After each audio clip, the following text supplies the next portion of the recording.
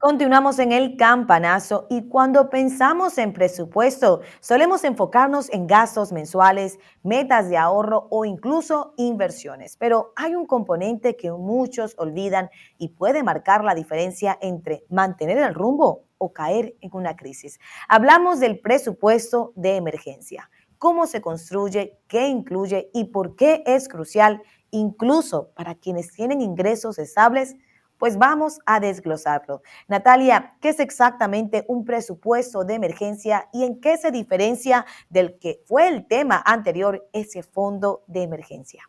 Bueno, empecemos el tema. Tú decías una palabra que puede sonar fuerte, ¿no? Un presupuesto en crisis. Y resulta que cuando uno tiene una planificación correcta, no solo en ese momento, sino a lo largo de su etapa financiera, cualquier crisis se puede volver solo un evento financiero porque la idea de este fondo y de este presupuesto es prepararnos. No queremos hablarlo desde la escasez, desde el temor, es desde la preparación. Así que es una muy buena pregunta, ¿no? Porque tú me estás diciendo, hablábamos del fondo de emergencia, pero un presupuesto de emergencia.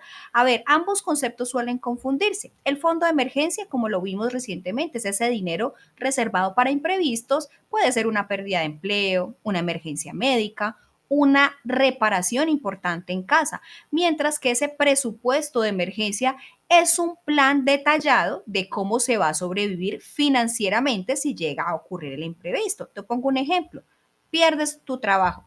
No vas a gastar igual que cuando tienes sus ingresos regulares. O sea que una cosa es tener un monto para ese momento y otra cosa es el plan de gastos para ese momento. Así que ese presupuesto, esa planificación nos va a permitir identificar los gastos mínimos vitales o viables. Estamos hablando de, siempre se habla de cuatro paredes del presupuesto: los alimentos, el alquiler, los servicios públicos esenciales y el transporte. Todo lo demás se puede recortar. Así que aquí vamos a hablar de cómo crear ese mapa de supervivencia financiera.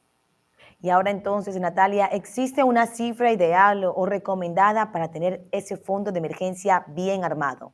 Sí, hablábamos recientemente que la mayoría de asesores financieros pues recomiendan tener de 3 a 6 meses de gastos básicos cubiertos. Yo les digo, pónganse la mano en el corazón y piensen cuánto tiempo quisieran estar cubiertos, porque no es lo mismo que tú seas una persona joven, que no tengas personas dependientes, que vivas con un familiar o con tus padres, pues te querrás cubrir 1 o 2 meses máximo. A diferencia que si tienes personas responsables a cargo, pues te vas a querer cubrir más. Pero ahí es donde cuando hablamos de tener esos 3, 6 meses, hablemos de ese promedio, el presupuesto de emergencia ahí cobra relevancia porque no necesitas ahorrar, ojo, 6 meses de tus gastos normales, de tu vida normal, sino de una vida de gastos mínimos, porque tú puedes decir, bueno, yo me gano $2,000 al mes, pongamos ese ejemplo, entonces tengo que guardar $12,000 si lo quiero hacer por 6 meses o $6,000. No, si tus gastos habituales, si tú recibes 2,000, pero tú dices, bueno, seamos sensatos, ¿con cuánto realmente yo estaría en mi mínimo viable? Dices 1,000, mira que 3,000 te alcanzaría.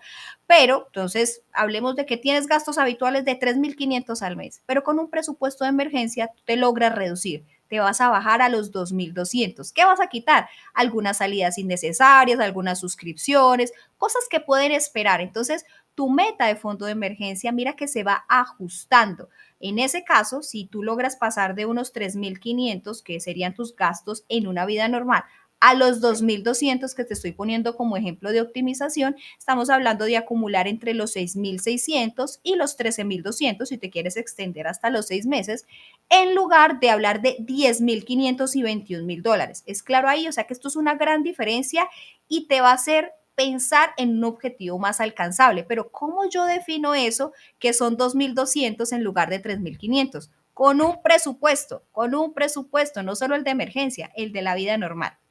Y entonces, ya en la práctica, ¿qué tipo de gastos deberían considerarse esenciales al momento de armar ese presupuesto?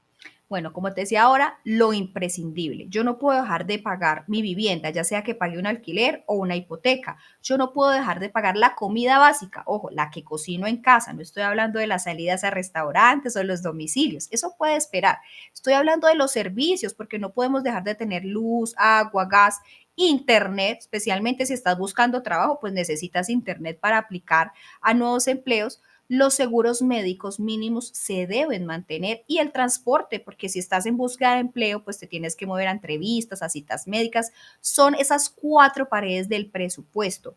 Ojo, vamos a eliminar temporalmente las suscripciones, las salidas, sí, las plataformas de streaming, todo lo que sean gastos superfluos. Y aquí se trata, es un plan como supervivencia, lo estamos poniendo un poco extremo, pero quiero que lo entiendan como una herramienta para planificar en esos momentos. O sea, se trata de sobrevivir, no de mantener un estilo de vida habitual. Tampoco es que te sientas que mucha gente cuando llega a ese nivel, y yo hablo con esas personas, Vanessa, es como si fuera el fin del mundo, ¿no? Oh, no, voy a tener que dejar de vivir mi vida. No, vamos a ser austeros por un tiempo para poder pasar este impasse. Te voy a poner un ejemplo. Si una persona gasta normalmente $600 al mes en restaurantes y lo puede reducir, bueno, digamos que no es que lo quite del todo, pero podría dejarlo en 150 comprando y cocinando en casa. Aquí lo importante es saber que tú te puedes ajustar rápidamente si la situación realmente lo exige, pero para poder ajustarte y saber en cuánto te vas a ajustar, tienes que haberlo contabilizado primero, tienes que saber primero cuánto te gastabas, necesitas un presupuesto.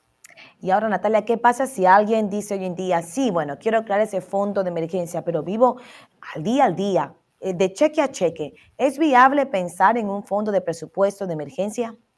Más necesario aún, porque vivir al día te deja más expuesto ante cualquier imprevisto, te hace más vulnerable. Y aunque no puedas ahorrar grandes sumas, puedes comenzar con uno, metas pequeñas, sí, pueden ser $10, $20 a la semana, no te llevará a cumplir el mes rápido, pero puedes realmente a final de año sumar más de $1000. Además, puedes empezar, uno, reducir gastos hoy, aunque sea levemente, puedes aumentar tus ingresos temporalmente y en Estados Unidos es muy fácil conseguir trabajos temporales, hacerlo te puede ayudar a cubrirte mejor. Puedes vender algo de valor que no uses, objetos que no uses, buscar ingresos extras temporales o cambiar de hábitos y es algo que recomiendo a las personas que hoy dicen yo vivo de cheque en cheque el día a día, no me da para hacer un ahorro de emergencias, pues con más razón tienes que buscar alternativas que te ayuden a cumplir ese objetivo de manera temporal y una familia promedio, Vanessa, que se ahorra 2 cafés diarios por semana, te puedo asegurar que en un año puede generar más de $800. Natalia, danos un ejemplo práctico de cómo se vería un presupuesto de emergencia frente a un presupuesto normal. Bueno, eso depende como del estilo de gastos de cada uno, pero ya que me pides un ejemplo, pues entonces vamos a suponer una persona que en su mes habitual podría estar generando en Estados Unidos promedio una renta de unos $1500, comida, restaurantes y esto, unos 600, estoy hablando comida en casa, $600 al mes. Si vamos a hablar de transporte, que puede ser transporte público, puede ser gasolina porque tiene su vehículo, $300 que en su día a día, en sus mensualidades y hagan la cuenta cuánto se gastan en suscripciones en entretenimiento, pongámoslo bajito, $200 y todo lo que es ropa, gastos varios, unos 150. Cuando sumamos todos esos ítems que te estoy diciendo, vamos a totalizar $2750. Ahora, ¿qué podría hacer en situación de emergencia? ¿De qué podría prescindir de qué no? La renta no cambia, siguen siendo los mismos 1500. La comida, o sea, pasamos de unos 600, ¿por qué no? Unas compras básicas a cocinar en casa, dejar de salir y lo vamos a ajustar a unos $250. El transporte, pues puedes usar el transporte público en vez del auto o hacer como ese compartimiento de vehículos y lo vamos a bajar en unos $150. Esos otros gastos, esas suscripciones, por favor, las vas a eliminar temporalmente. O sea que pasamos de un total de $2750 a unos $1900. Eso significa que su fondo de emergencia se puede calcular sobre esos 1900, no sobre los 2750 y hacer mucho más realista esa meta de ahorro. Natalia, ¿qué recomendación final le das a quien no ha creado aún ese presupuesto de emergencia? Miren, si usted hoy no está en una situación de emergencia, pues no espere a que la emergencia llegue. Empiece a hacer el presupuesto hoy, porque no hay nada peor que empezar a hacer un presupuesto con hambre o hacer un presupuesto en la escasez. Hoy, si lo haces hoy, ¿qué te va a dar? Control, tranquilidad para el mañana, saber que si llega la emergencia, pues ya vas a saber en cuánto te gastas y en cuánto te podrías reducir. Ahora, Usa una hoja de cálculo bastante simple. Siempre les he dicho que les tengo un regalo, una plantilla muy similar a la que yo uso en mi casa, en mi familia, que en natalia.pina la pueden pedir. Revisen sus gastos esenciales. Hagan simulaciones de cómo vivirían con un 30 o 40% menos de ingresos. ¿Podríamos vivir? Así que tener ese plan a la mano, les aseguro que va a transformar cualquier crisis en solo un evento que sea manejable. Se los digo por experiencia. Como dice el dicho, no prepares el paraguas cuando ya empezó a llover. Hazlo ahora mientras brilla el sol. Y es muy sencillo. Si hoy te da pereza hacerlo, es porque realmente nunca has vislumbrado esa posibilidad. Y no te quiero asustar, no te quiero decir que es que va a llegar, pero que sea al menos un impulso para decir, oye, ¿yo cuánto tendría, con cuánto podría vivir si entrar en una situación de emergencia? Es que definitivamente, Natalia, como lo decíamos, cuando pasen cosas que uno no espera. Así que esta libreta quedó precisa, señores, para que usted hoy en día se pregunte, ¿tengo realmente ese fondo de emergencia? Y si no, empezar a trabajar en ello. Natalia, hemos culminado el programa del día de hoy. Recordarle a la audiencia que puede conectarse con Comercio TV a través del portal comercio.tv y también sintonizar desde las 9 a.m. a Ana Cobos, Alejandro Nava en Buenos Días, Wall Street. Y aquí les acompañamos en el campanazo Natalia Ospina, Vanessa Carranza. Hasta el lunes, Vanessa y audiencia. Feliz fin de semana. Bye bye.